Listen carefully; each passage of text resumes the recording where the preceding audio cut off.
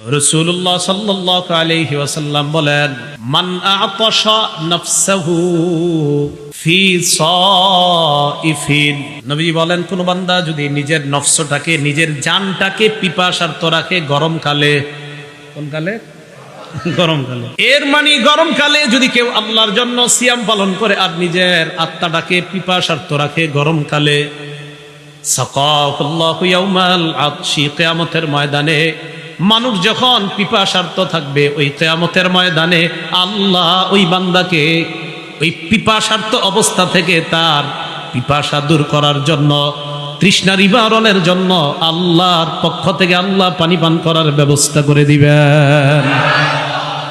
তাহলে গরমকালে যদি কেউ রোজা রাখে, নিজেকে ক্ষুধার্ত রাখে, পিপাসার্ত রাখে, আল্লাহ কিয়ামতের ময়দানে তাকে পানি পান করিয়ে তার পিপাসা দূর করবেন, আল্লাহ দূর করার ব্যবস্থা করে দিবেন আল্লাহ।